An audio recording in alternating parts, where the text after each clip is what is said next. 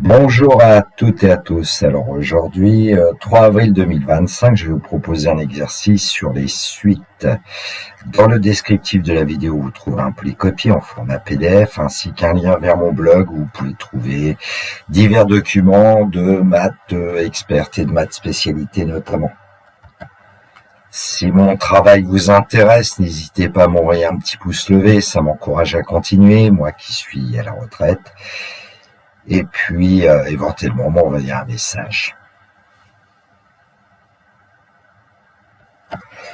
L'énoncé, partie A, soit petit f, la fonction définie est dérivable sur l'intervalle 0,1, fermé en 0, fermé en 1, par f de x égale 1 moins 1 moins x facteur d'exponentielle x. Question 1, calculer f de 0 et f de 1. Question 2, étudier les variations de la fonction petit f sur l'intervalle 0,1. Partie B, on considère la suite UN définie par U0 égale 0,9 et pour tout entier naturel n, UN plus 1 égale f de UN. Question 1, le plan est rapporté à un repère tournormé OIJ. Sur le graphique donné en annexe 1, on a tracé la courbe C représentative de f et la droite D d'équation y égale x. Je vais vous montrer cette annexe 1, voilà ce qui est donné. Donc, dans un repère OIJ, la courbe C et la droite D d'équation y égale x. On a aussi placé le nombre 0,9. Petit a, en utilisant une méthode graphique, placez les points MK de la courbe C d'abscisse respective UK pour k entier compris entre 0 et 3. Petit b, quelle conjecture peut-on émettre sur le sens de variation et la convergence de la suite UN? Question 2a, démontrer par récurrence que pour tout entier naturel n, 0 inférieur ou égal à UN plus 1 inférieur ou égal à UN inférieur ou égal à 1. Petit b, justifier que la suite UN converge, on ne demande pas la limite de la suite UN. Question 3, on rappelle que pour tout réel x, exponentielle x est supérieur ou égal à 1 plus x. Montrer que pour tout réel x de l'intervalle 0,1, f de x est inférieur ou égal à x au carré. Petit b, démontrer par récurrence que pour tout entier naturel n, un est inférieur ou égal à 0,9 à la puissance n plus 1. Petit c, en déduire la limite de la suite un. Petit d, déterminer un entier naturel n tel que un soit inférieur ou égal à 10 puissance moins 6. Question 4, on considère le script Python donné en annexe 2. Voici le script Python qui est donné en annexe 2. On définit une fonction petit f, y égale 1 moins 1 moins x, multiplié par exponentielle x. On reconnaît la fonction évidemment f de x et puis renvoyer y. Et ensuite, def truc. N prend la valeur 0, U prend la valeur 0,9. Tant que U est strictement supérieur à 10 puissance moins 6, N prend la valeur N plus 1, U prend la valeur F de U, et puis renvoyer petit n. Les questions, petit a donné sans justifier le but de ce script Python, petit b donné sans justifier la valeur de N renvoyée par ce script Python. Alors un petit bonus, c'est que la partie C, parce que c'est des questions qu'on ne voit plus trop dans les exercices de bac des dernières années. On considère la suite Sn définie par Sn égale U0 plus U1 plus etc. plus Un pour tout entier naturel n. Question 1, montrer que la suite Sn est croissante. Question 2, démontrer que pour tout entier naturel n, Sn est inférieur ou égal à 9 facteur de 1 moins 0,9 absence n plus 1. Question 3, la suite Sn est-elle convergente? Justifiée, on ne demande pas la limite de la suite Sn. Bien évidemment, l'idéal, c'est de prendre feuille et stylo et de chercher cet exercice que j'ai conçu récemment, donc qui n'est pas facile pour certaines questions. Bon, j'espère que ça permettra de couvrir de nombreuses questions qui sont posées sur les suites dans les sujets de bac. La correction dans quelques instants. Alors, partie A, question 1, calculer f de 0 et f de 1. Bon, on rappelle quand même ce que c'est que f de x, 1 moins x facteur d'exponentielle x pour tout réel x de 0, 1. Fermé en 0, fermé en 1. De toute façon, on va calculer f de 0. Donc, il suffit de reprendre l'expression et de remplacer par tout x par 0. Bon, alors, comme on sait que exponentielle 0 vaut 1,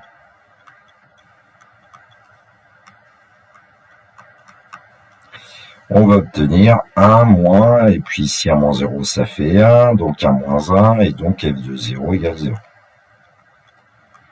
J'en profite pour dire que on dit que 0 est un point fixe pour la fonction f. Bon. F de 1 égale à 1 moins 1 moins 1 multiplié par exponentielle 1. Et donc f de 1 va être égal à, alors 1 moins, et puis là on a 0 fois e, donc on obtient 1, et donc ça veut dire que 1 est aussi un point fixe pour f. Question 2, étudier les variations de la fonction petit f sur l'intervalle 0,1. Alors je rappelle qu'en général, pour étudier les variations d'une fonction, on commence par calculer la dérivée de cette fonction, ensuite on étudie le signe de la fonction dérivée, et enfin on peut dresser le tableau de variation de la fonction. Donc premier point, on va calculer la dérivée, donc f' de x égale. Alors on peut reconnaître quand même un produit de fonction en ce qui concerne le deuxième terme qui est écrit, 1 moins x multiplié par exponentielle x. Alors je vais quand même le faire, on reconnaît u fois v, dont que la dérivée c'est u'v plus uv'.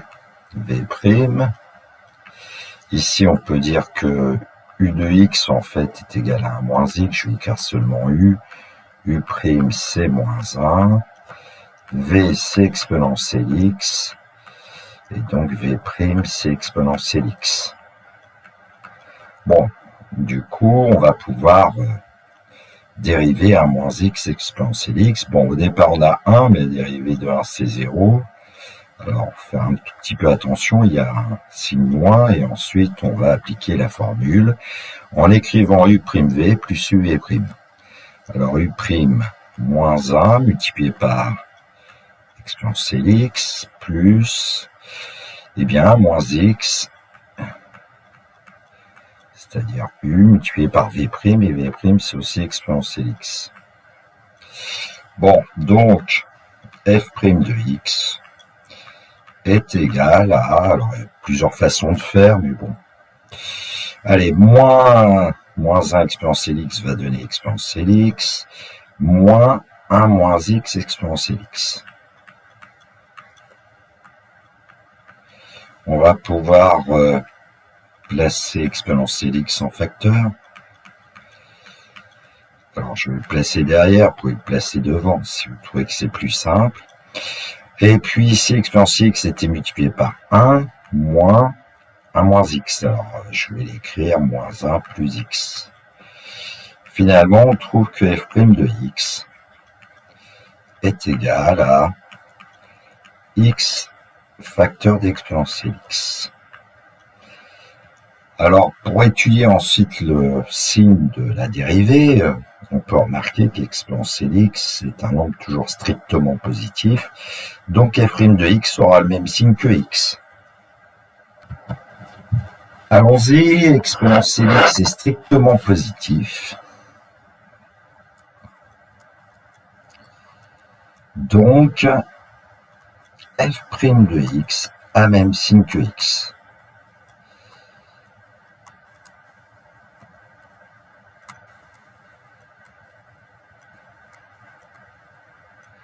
Et comme ici x appartient à l'intervalle 0,1, x est positif, mais x va s'annuler en 0. Bon, donc on va avoir un tableau de variation qui va être le suivant.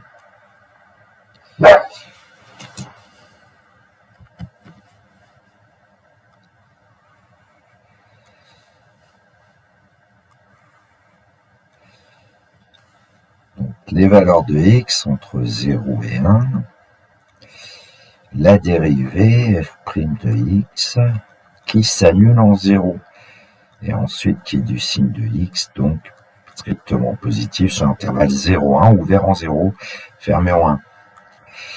f de x, donc une règle, et puis on sait à ce moment-là que f est strictement croissante sur l'intervalle 0,1, f de 0 on l'a calculé, c'était 0, et puis f de 1 c'était 1. Voilà. Question A de la partie B, en utilisant une méthode graphique, placer les points MK de la courbe C d'abscisse respective UK pour k entier compris entre 0 et 3. Alors, on a placé 0,9 sur le graphique, et puis 0,9 correspond en fait à U0.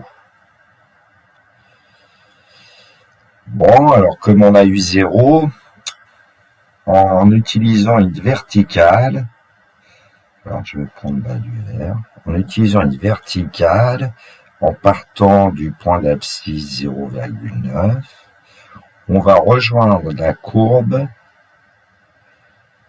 en un point. Alors, je vais essayer de le placer du mieux possible parce que, bon, c'est pas terrible. Alors, on va l'indiquer quand même, ce point sur la courbe de C. Voilà, on rejoint un point ici, à peu près. Et ce point, il a pour ordonnée U1. Alors, pourquoi il a pour ordonnée U1? Parce que C, c'est la courbe représentant F. Et ici, ce point que nous avons indiqué, qui est le point M0,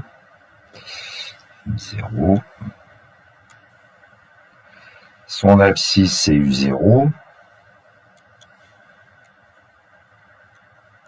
et son ordonnée, c'est F de U0. Et donc, le point M0 a pour coordonnées U0 et U1, par définition de la suite UN, puisqu'on sait que UN plus 1 égale F de UN. Et comme on a U1, et ben, si on considère le point d'intersection de l'horizontale que nous avons tracé avec la droite d'équation y égale x, on fait apparaître ce point d'intersection, on projette sur l'axe des abscisses et on va faire apparaître U1.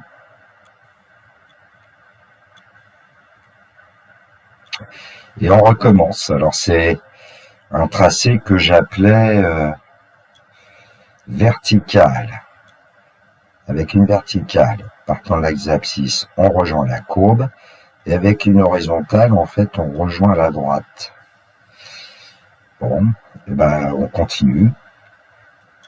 Une fois qu'on a eu ici, on a un point d'intersection avec la courbe de F, et puis on rejoint la droite d'équation y égale x, et avec un tracé vertical, on va obtenir en fait ici U2. Alors j'ai pas indiqué M1 et M2, je vais les indiquer maintenant. U2. Donc on avait le point M0, on va avoir aussi évidemment ici le point M1. Et puis ici, avec l'intersection de la verticale qu'on vient de tracer avec la courbe de F, on a le point M2. Bon, on nous demande d'aller jusqu'à 3, donc il faut retracer une horizontale à partir du point M2, on rejoint la droite, et puis on trace une verticale à partir de ce point. On projette ce point sur l'axe des abscisses, on va obtenir U3. Et puis évidemment, le point d'intersection de cette verticale avec la courbe C, ça sera M3. Donc on a M3 ici. Bon, mon dessin n'est pas très joli, je vais vous en faire voir un plus joli après. Alors, ce cycle VCHD, ça a aidé mes élèves. Donc à l'écran, le dessin que vous verrez dans le polycopier est quand même beaucoup plus joli, que j'ai réalisé avec le logiciel GeoGebra. Question 1b, quelle conjecture peut-on émettre sur le sens de variation et la convergence de la suite UN? Alors, on va commencer par le sens de variation. Il me semble à peu près clair qu'on peut conjecturer que la suite UN est décroissante.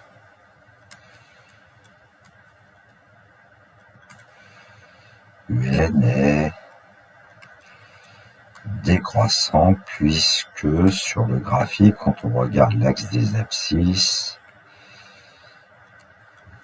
U0 est plus grand que U1, plus grand que U2, plus grand que U3. Et puis on peut aussi conjecturer la limite de la suite UN. On devrait pouvoir conjecturer que la suite UN va se rapprocher de 0. Donc on conjecture que UN a pour limite 0. Bon, sinon, si on a un doute sur la limite, on peut toujours aller chercher une calculatrice et puis commencer à regarder les premiers termes de la suite UN pour vérifier que UN a l'air décroissante et a pour limite 0. On va le faire dans quelques instants. Alors, je dispose d'une calculatrice T, évidemment, selon le modèle de calculatrice. Pour obtenir les termes d'une suite récurrente, il y a des moyens, mais ici, ce que je vais vous faire, c'est quelque chose qui peut être fait sur, j'ai envie de dire, pratiquement n'importe quel modèle de calculatrice programmable graphique. Alors, on sait que U0, c'est 0.9, et donc on va stocker U0 dans une mémoire que je vais appeler U, entrée, et puis ensuite, on va écrire l'expression, c'est-à-dire 1 moins l'expression de F, entre parenthèses, 1 moins, mais attention ici, c'est U, la variable multipliée par exponentielle de U. Et puis l'astuce, c'est de restocker dans U l'expression que nous venons d'obtenir. Alors pourquoi on restocke dans U? Parce que la première fois qu'on va faire entrer, exé, valider, on va obtenir U1 et comme l'expression de U va être changée, en faisant à nouveau entrer, on va obtenir U2 et ainsi de suite. Bon, donc apparemment, U1 est proche de 0,75 qu'on pourrait vérifier sur le graphique. Et en retapant sur entrée, on a U2 proche de 0,477, on devrait le voir sur le graphique. U3 proche de 0,157, U4. Bon, on s'aperçoit que les termes de la suite ont l'air d'être décroissants, et puis en tapant un certain nombre de fois, évidemment, il faut compter a priori, mais bon, ici, on ne va plus compter. Et même à un moment donné, la calculatrice arrondit tellement qu'on arrive à avoir 0, alors qu'en fait, on pourrait démontrer que aucun terme de la suite ne peut atteindre 0, mais bon, c'est pas le but de l'exercice. Question 2a, démontrer par récurrence que pour tout entier naturel n, 0 inférieur égal à un plus 1 inférieur égal à un inférieur égal à 1, avec le graphique, c'est quelque chose qu'on pourrait conjecturer, et puis donc ça veut dire que on va avoir besoin de 2 étapes. L'initialisation pour commencer, on doit vérifier que la propriété est vraie au rang, ici 0, puisqu'on lui dit qu'il faut démontrer pour tout entier naturel n, et l'ensemble des entiers naturels grand n commence à 0, c'est-à-dire 0 à z. C'est parce que je voulais souligner ce qu'on nous demande, voilà. Et donc, on va vérifier que 0 est inférieur égal à U indice 0 plus 1, on peut peut-être mettre U1 tout de suite, inférieur égal à U0, inférieur égal à 1. Bon. On va séparer un peu. Alors, on sait des choses, dont on sait que U0, c'est 0,9. On a besoin de U1. Alors, U1, c'est F de U0. Là, je vais travailler un tout petit peu à l'horizontale. Hein, j'aime pas trop, mais bon. C'est F de 0,9. Et puis, on peut calculer, évidemment, c'est 1 moins 0,9. exponentielle 0,9. C'est-à-dire que U1 va être égal à 1 moins 0,1 multiplié par exponentielle 0,9. Bon, là, on va chercher une calculatrice pour obtenir une valeur approchée de U1. Et on obtient que U1 est environ égal à 0,754. Alors, est-ce que on a bien 0 inférieur égal à U1, c'est à peu près évident. Inférieur égal à U0, hein, et inférieur égal à 1. On va dire que on a, entre guillemets, on a bien la propriété qui est vraie au rang n égale 0. L'étape 2, l'hérédité. Alors, supposons que la propriété est vraie à un certain rang n, ici n supérieur égal à 0. Il s'agit de montrer alors que la propriété est vraie au rang suivant, et donc ça veut dire qu'il va falloir qu'on démontre que 0 inférieur égal à U. Alors partout, on va remplacer n par n plus 1. Ici, du coup, ça va nous donner U indice n plus 2 inférieur égal à Un plus 1 inférieur égal à 1. Bon. Alors, pour l'hérédité, en général, ce qui est important, la question à se poser, c'est comment est-ce qu'on peut passer du rang n au rang n plus 1. Et ici, on le sait d'après la définition de la suite UN, on sait que UN plus 1, c'est f de UN pour tout entier naturel n. Et donc, pour passer de UN à UN plus 1, je vais vous l'écrire comme ça, tiens. Pour passer de UN à UN plus 1, on fait agir la fonction f, quoi. Bon. On va partir d'hypothèse de récurrence et on va faire agir la fonction f. Alors, l'hypothèse de récurrence, c'est 0 inférieur égal à UN plus 1 inférieur égal à UN, inférieur égal à 1. Et qu'est-ce qu'on sait? Alors, je vais l'appeler HR comme hypothèse de récurrence. Et qu'est-ce qu'on sait sur la fonction f? On a étudié ces variations dans la question A2. F est, alors même strictement croissante sur 0,1, mais comme les inégalités sont larges, je vais juste écrire que f est croissante sur 0,1. Et quand vous faites agir une fonction croissante sur des inégalités, vous ne changez pas le sens. Et donc, on va obtenir f de 0 inférieur égal à f de UN plus 1 inférieur ou égal à f de UN inférieur égal à f de 1. Alors, on sait des choses puisque on a calculé f de 0, on sait que c'est 0. Alors, je vais commencer plutôt par f de UN, on sait que c'est UN plus 1. Et donc, l'image de UN plus 1 par f, c'est UN plus 2. Hein. C'est le terme suivant. Et puis f de 1, on avait vu que c'était 1. Et donc, on a ainsi démontré l'hérédité.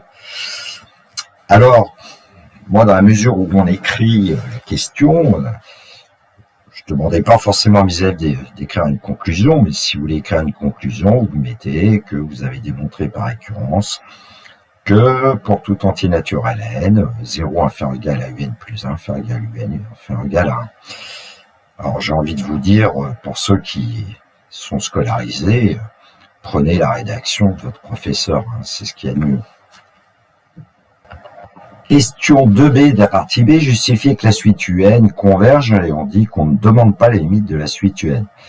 Alors, on a trouvé dans la question précédente que quel que soit l'entier naturel n, 0 inférieur égal à UN plus 1 inférieur égal à UN inférieur égal à 1, donc on va essayer de se servir évidemment de cette propriété. Donc, pour commencer, j'ai envie de dire, voilà, on peut s'intéresser au fait que UN plus 1 est inférieur égal à UN, parce que ça va nous dire quand même que la suite UN est décroissante. Donc, on l'aura justifié.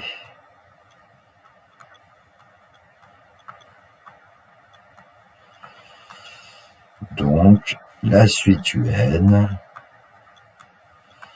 est décroissante. Et puis, si on connaît bien son cours, on sait qu'à ce moment-là, si on sait que la suite UN est minorée, alors elle sera forcément convergente. Et alors, pourquoi est-elle minorée? Parce que ici, on a 0 qui va être inférieur ou égal à UN. Donc, deuxième point, quel que soit n appartenant à grand N, 0 est inférieur ou égal à UN. En fait, on ne va pas se servir du fait que tous les termes de la suite sont inférieurs ou égaux à 1 ici. Donc, on peut dire que UN est minoré par 0.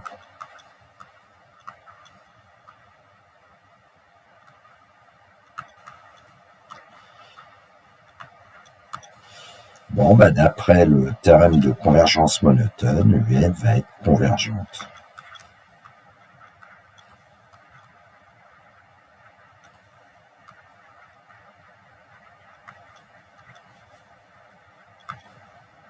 D'après le théorème de convergence monotone, on l'appelle comme ça.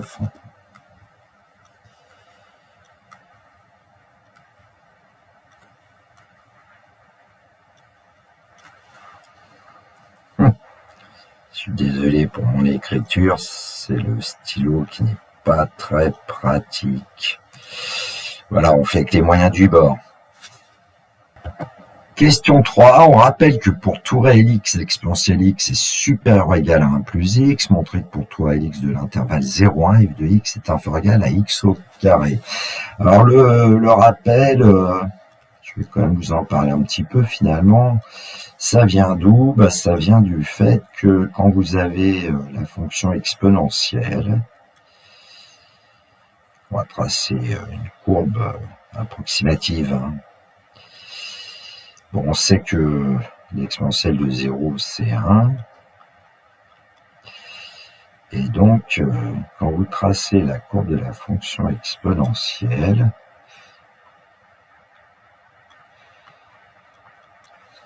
eh bien, en 0, au point d'abscisse 0 et d'ordonnée 1, en fait, on a une tangente, et cette tangente,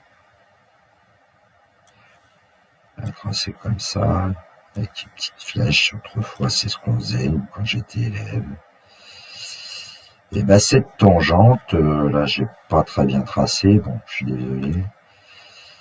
Le point d'abscisse 0, c'est en fait la droite d'équation y égale x plus 1 ou 1 plus x. Et comme la fonction exponentielle est convexe sur grand R, eh bien cette tangente est toujours située en dessous de la courbe de la fonction exponentielle, et donc on peut dire que l'exponentielle x est supérieur ou égal à 1 plus x.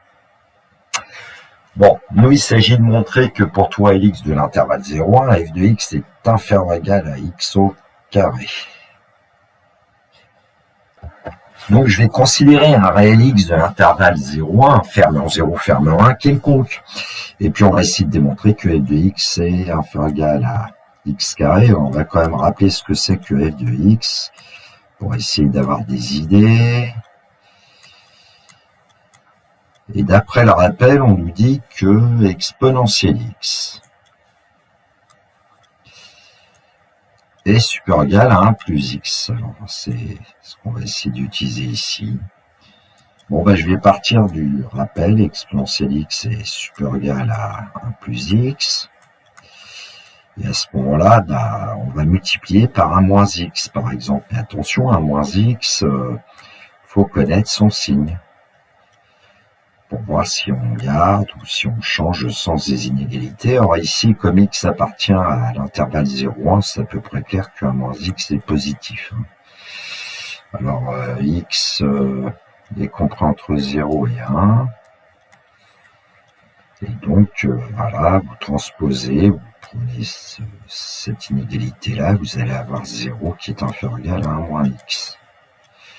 Bon, donc, 1 moins x facteur d'exponentielle x est supérieur ou égal à 1 moins x facteur de 1 plus x. Là, on va apparaître une jolie identité remarquable. Donc, je vais tout de suite développer d'ailleurs. Bon, il y a plusieurs façons de mener les calculs, bien sûr, mais c'est pour vous faire voir tout de suite qu'il y a un x carré qui va apparaître. Bon, alors pour atteindre f de x, ensuite il faut prendre l'opposé.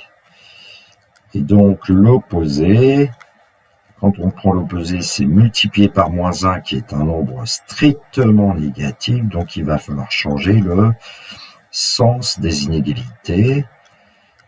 En prenant l'opposé dans le deuxième nombre, on obtient moins 1 plus x carré. Et on ajoute 1. Quand on ajoute un nombre à une inégalité, ou de membre de l'inégalité, on ne change pas le sens. Donc 1 moins 1 plus x carré, ce qui fait que on va bien obtenir en fait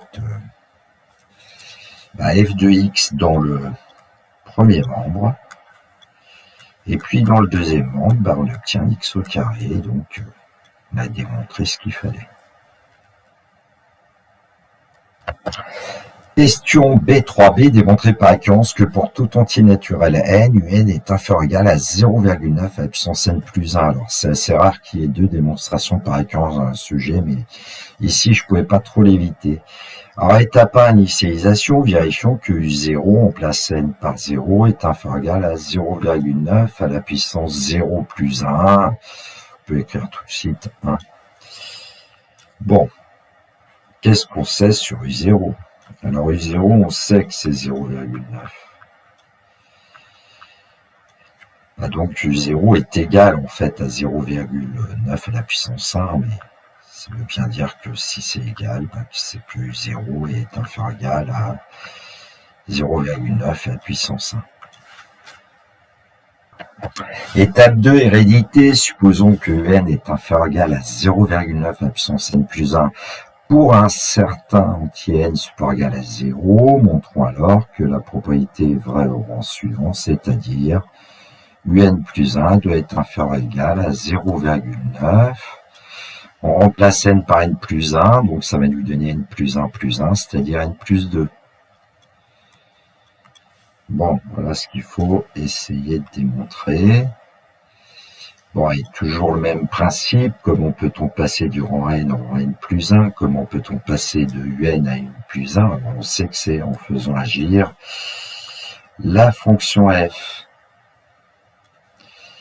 On sait que un plus 1, c'est f de un.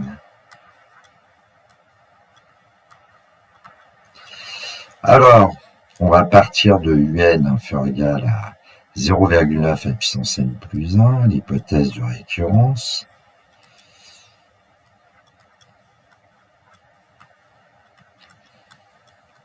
Je vais écrire HR, mais dans une copie, on écrit tout par hypothèse de récurrence. Et donc, si on veut appliquer la fonction f, on va avoir f de n qui va être inférieur ou égal à f de 0,9 à la puissance n plus 1. Alors ici, ça va être un petit peu particulier parce que on va avoir un plus 1 inférieur ou égal à une expression. Ici, on calcule f de 0,9 à la puissance n plus 1, on va faire apparaître des exponentielles, etc. On ne voit pas trop bien comment on pourrait aboutir à 0,9 à la puissance n plus 2. Alors ici, il faut être astucieux. On sait que f de x est inférieur ou égal à x carré pour tout x de 0,1, et donc on va plutôt dire que f de 0,9 à la puissance n plus 1 est inférieur ou égal à 0,9 à la puissance n plus 1 au carré.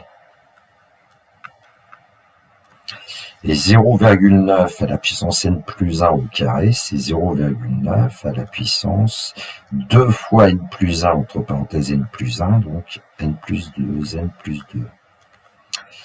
Alors, c'est pas tout à fait ce qu'on veut, puisque nous, ce qu'on voudrait, c'est avoir 0,9 à la puissance n plus 2, et là, on est arrivé à 0,9 à la puissance 2n plus 2.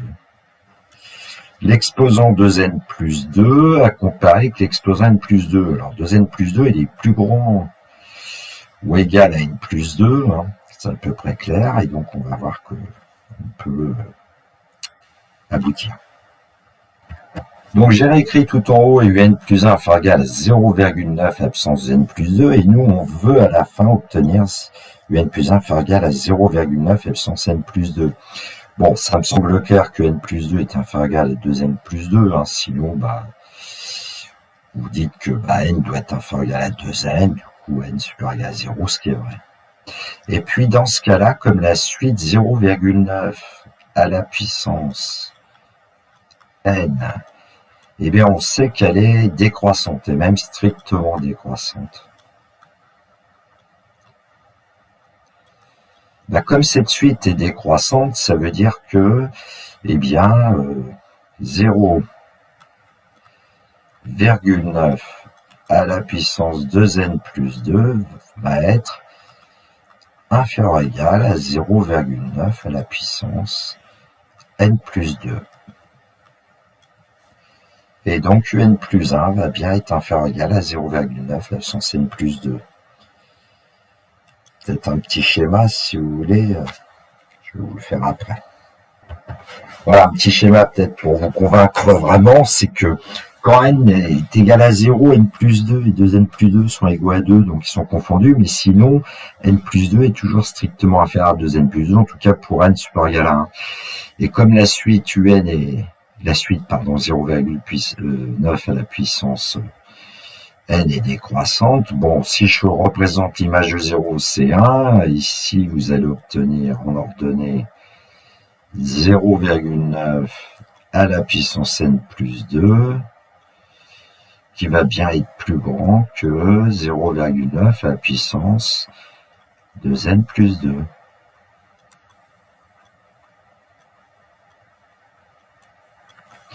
Autrement dit, si on disait que, par exemple, on va comparer deux entiers naturels P et Q, hein, si on a P inférieur égal à Q, alors forcément 0,9 à la puissance P va être supérieur égal à 0,9 à la puissance Q. On change le sens des inégalités. Question B3C, en déduire la limite de la suite UN. Alors, on vient de démontrer que pour tout n appartenant à grand N, UN est inférieur égal à 0,9 à la puissance n plus 1. On va s'intéresser à cette suite. Alors, qu'est-ce qu'on sait? Est-ce qu'on peut trouver la limite de 0,9 à la puissance n plus 1? Alors, qu'est-ce qu'on sait? C'est que quand moins 1 est strictement inférieur à 0,9, strictement inférieur à 1, donc d'après le cours, limite quand n tend vers plus infini de 0,9 à la puissance n est égale à 0. Alors certains disent même 0,9 à la puissance n plus 1 par limite 0, on va le redémontrer. Il suffit de multiplier par 0,9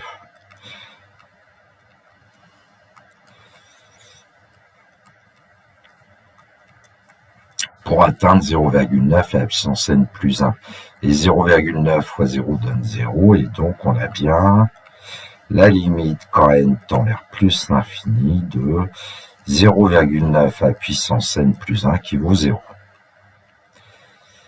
Bon. Mais ça ne nous suffit pas pour conclure parce qu'on a besoin aussi de minorer un. Or, on a vu que un était toujours supérieur égal à 0.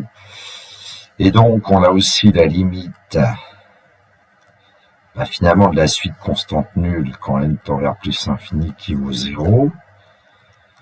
Et on a la limite de 0,9 à la puissance n plus 1 qui vaut 0. Et donc, la suite un est coincée entre deux suites de limites nulles. Et donc, on va pouvoir affirmer que la limite de un, c'est 0. Quand n tend vers plus l'infini, et c'est d'après le théorème des gendarmes.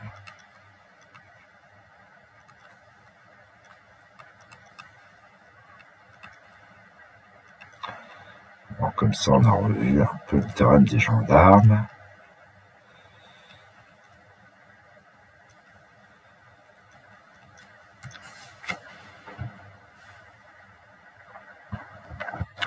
Alors, on aurait pu trouver la limite aussi de la suite un autrement, mais bon.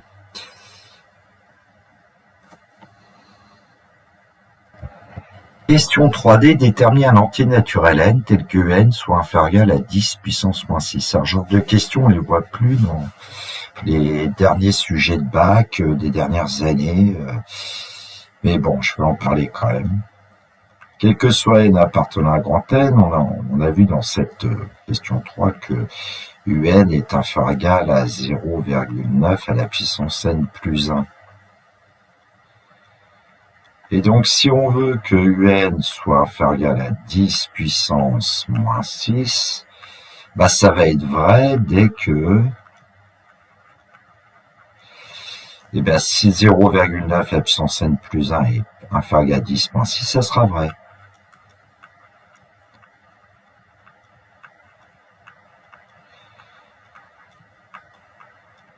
Bon, alors on va résoudre cette inéquation.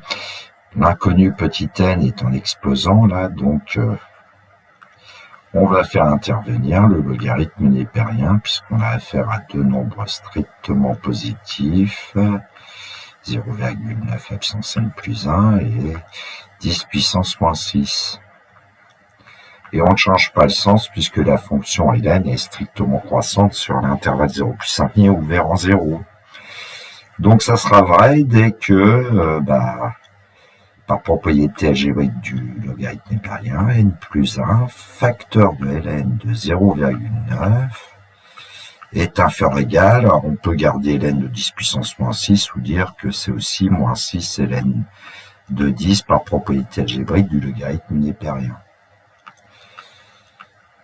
Alors on va diviser par ln de 0,9, faut faire un tout petit peu attention quand même, parce que ln de 0,9, il est strictement négatif, puisque 0,9 est strictement compris entre 0 et 1.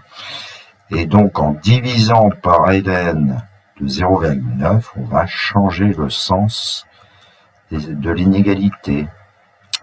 Et donc, on va obtenir n plus 1 qui doit être supérieur ou égal à moins 6 ln de 10 divisé par ln de 0,9.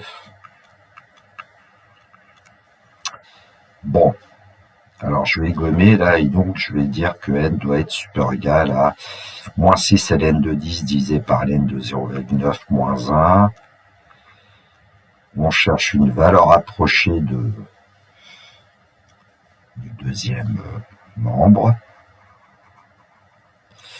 Alors, c'est une valeur approchée. On prend une calculatrice. Et on trouve environ 130,12.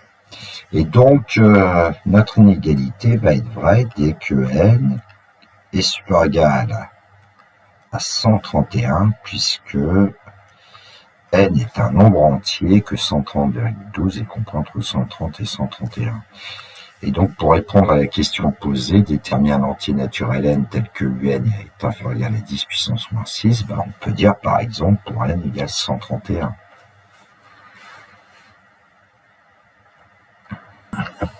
Question 4a, donner sans justifier le but de la fonction truc. On a la fonction truc ici, la fonction aussi f qui nous permet d'obtenir f de x. Bon, alors la fonction truc, n prend la valeur 0, u prend la valeur 0,9, ça veut dire qu'on a initialisé ici en fait n à 0 et u à 0,9, c'est u0.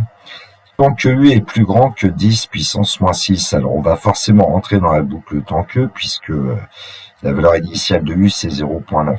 Et qu'est-ce qu'on fait? On rajoute à n, on rajoute 1, donc au départ on va avoir n égale 1, et puis on va calculer en fait u1, grâce à u égale, prend la valeur f de u, u1 égale f de u0. Bon, si pour u1 est plus grand que 10 puissance moins 6, on continue. On calculera u2 et ainsi de suite. Et à la fin, on renvoie la valeur de n. Donc, on peut dire que le but de la fonction truc est de renvoyer en fait la plus petite valeur de n, de renvoyer la valeur minimale de petit n telle que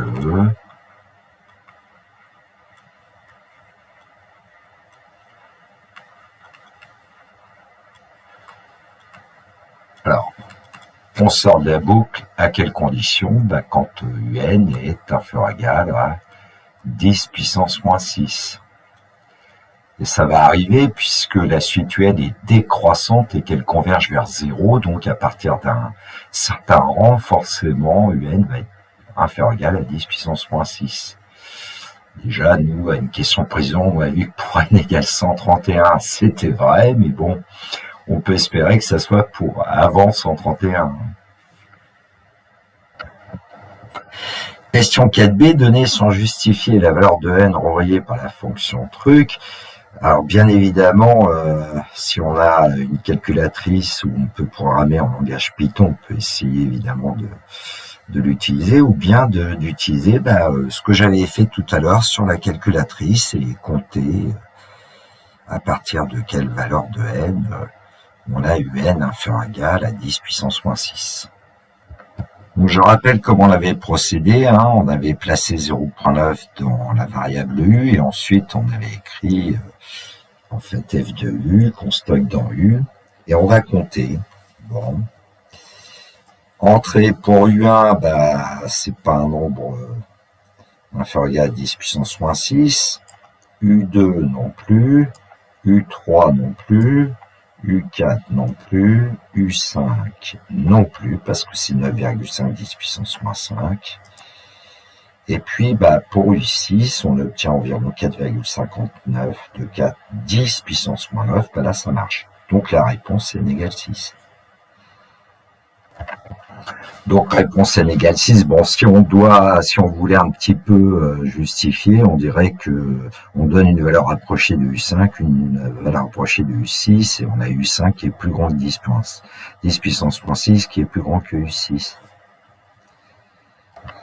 Petite cerise sur le gâteau, avec le logiciel et du Python, j'ai écrit le script. Bon, la seule chose que j'ai modifié un peu, c'est de renvoyer quand même la valeur de UN à la fin. Alors, en écrivant afficher truc ici, il suffit d'exécuter dans la console, on va obtenir n égale 6 et puis une valeur approchée 4,610 puissance moins 9 de U6.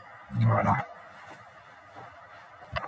Autre cerise sur le gâteau, un script Python, mais on va voir apparaître le nuage de points NUN pour n entier compris entre 0 et 6. Je ne vais pas détailler les instructions graphiques, on vous demandera pas ça le jour du bac.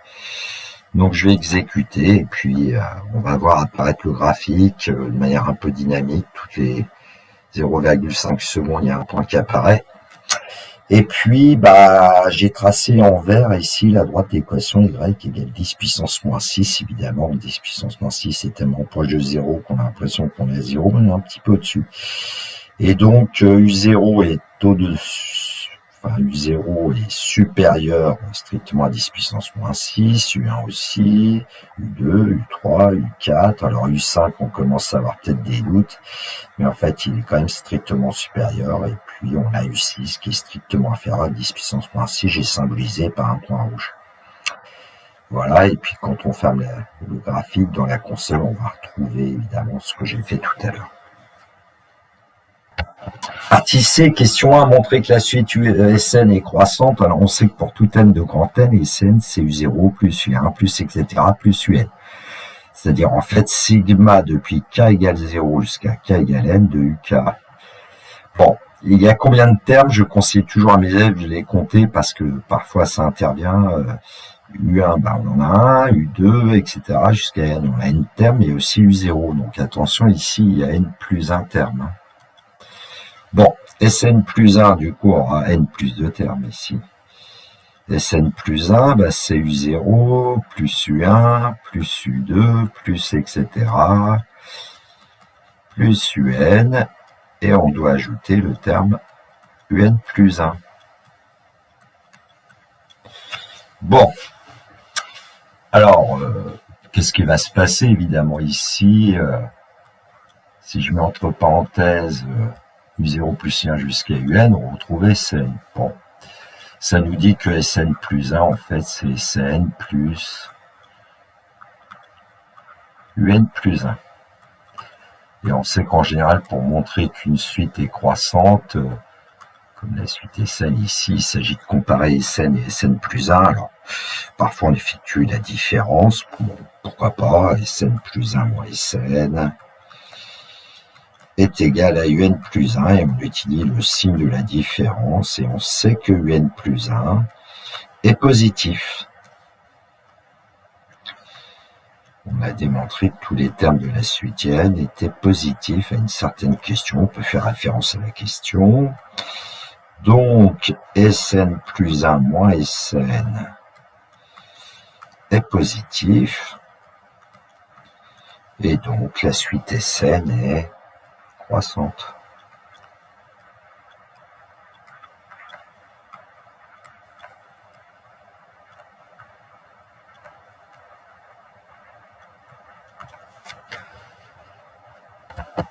Question 2 de la partie C, démontrer que pour tout entier naturel n, Sn est inférieur ou égal à 9 facteur de 1 moins 0,9 absence n plus 1. Alors on va dire ce que c'est que Sn à nouveau, et u0 plus u1 plus u2 jusqu'à un. Et puis on voit apparaître dans le deuxième membre 0,9 à une certaine puissance, et puis si on va chercher dans la partie B une certaine question, on avait démontré notamment que un était inférieur ou égal à 0,9 à la puissance n plus 1. Bon, il faut faire preuve d'un peu d'initiative ici. Et donc, puisque c'est vrai pour tout entier n, que un est inférieur à 0,9 à la puissance n plus 1, on va le dire pour u0, pour u1, etc., jusqu'à un. U0 est inférieur à 0,9 à la puissance 0 plus 1, c'est-à-dire 1. U1, il est inférieur ou égal à 0,9 à la puissance 2, etc. Et puis un va être inférieur ou égal à 0,9 à la puissance n plus 1. On va écrire, en fait, ici, n plus 1 inégalité.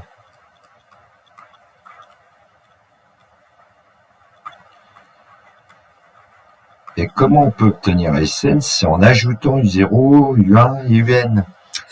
Donc, par addition membre à membre, qu'est-ce qu'on va obtenir dans...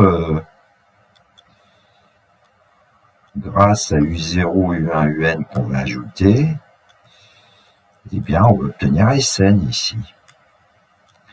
Et comme on ajoute membre à membre, on obtient l'inégalité. Sn est inférieur ou égal à 0,9 plus 0,9 au carré, je peux mettre un 1 ici, plus, etc.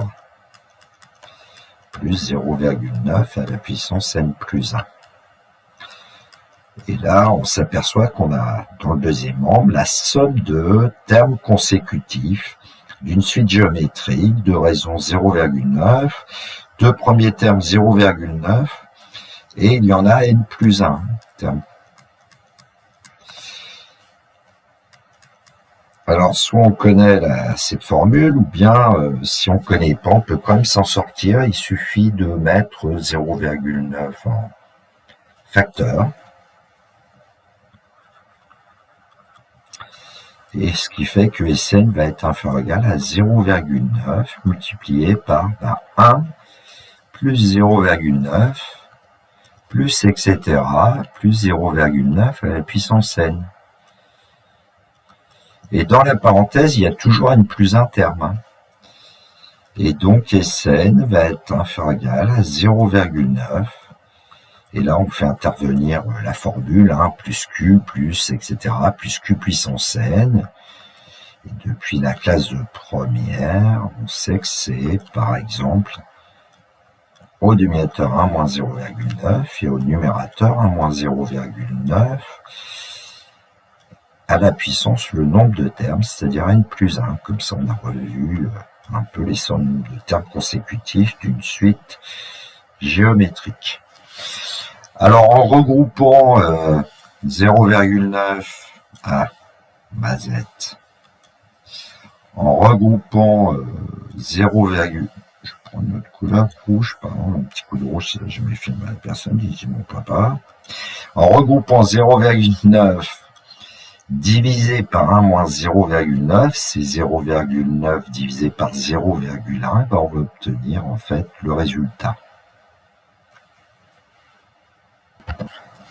Alors, 0,9, on va le diviser par 1 moins 0,9. Tiens, je ne vais même pas faire le calcul tout de suite. Vous voyez bien l'opération. Et puis, on va multiplier par 1 moins 0,9 à la puissance n plus 1. Donc, Sn est inférieur ou égal à 9 multiplié par 1 moins 0,9 à la puissance n plus 1, qui était le résultat attendu. Question 3, la suite Sn est-elle convergente? Justifie, on ne demande pas la limite de la suite Sn. Alors, d'après les questions précédentes, notamment la question 1, on sait que, d'après la question 1, la suite Sn est croissante. Alors, si elle était majorée, ça serait sympa. On pourrait dire qu'elle est convergente. Et si elle n'est pas majorée, elle n'est pas convergente. Bon, la suite Sn est croissante. Et puis, d'après la question 2, on a trouvé que quel que soit n appartenant à grand N, Sn est inférieur ou égal à 9 facteurs de 1 moins 0,9 à la puissance n plus 1. Alors ici, on a majoré Sn par une autre suite. Et on a besoin de majorer a priori Sn par une constante. Or, il y a quelque chose qu'on peut voir quand même ici, c'est que ce nombre-là est forcément inférieur ou égal à 1, puisqu'à 1, on enlève un nombre positif. Donc, qu'est-ce qu'on va dire? 1 moins 0,9 à la puissance n plus 1 est inférieur ou égal à 1. Bon, on va le multiplier par 9. Donc, 9 fois ce nombre 1 moins 0,9 à la puissance n plus 1 est inférieur ou égal à 9. Bon, Sn est inférieur ou égal à 9 fois 1 moins 0,9 à la puissance n plus 1, et ce nombre, 9 multiplié par 1 moins 0,9 à la puissance n plus 1 est inférieur ou égal à 9. Donc, par transitivité, on peut dire que Sn est inférieur ou égal à 9. Ce qui fait que Sn est majoré par 9.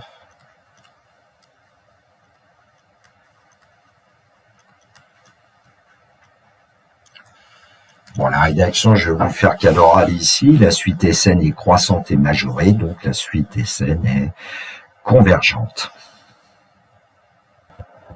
La suite Sn est croissante et majorée, donc la suite Sn est convergente d'après le théorème de convergence monotone. Allez, dernière cerise sur le gâteau, en fait, j'ai fabriqué un script Python pour faire apparaître le nuage de points NUN et aussi N et Sn. Alors, je vais pas le détailler puisque la vidéo est très longue, j'espère qu'elle passera auprès du fournisseur. Et donc, en bleu, vous avez les termes de la suite UN et en rouge, les termes de la suite Sn. Donc, on sent bien que Sn est croissante et certainement majorée. Et puis, je me suis arrêté à 10 pour n égale 10. Et là, pour 10, on a U10 qui est très proche de 0. Et puis, on a S10 qui est proche de 2,30. Alors, nous, on avait vu que Sn était majoré par 9. Mais a priori, sa limite doit être certainement assez proche de ce nombre que vous voyez à l'écran. Alors, j'ai fait fonctionner le script pour 50 et puis dans la fenêtre, eh bien, on trouve un nombre encore assez proche de 2,3026. Voilà, cette vidéo est terminée pour moi. Il me reste à vous souhaiter une très belle journée. Surtout, prenez bien soin de vous et que la force soit avec tous ceux qui étudient. Il me reste à vous dire le classique. Au revoir.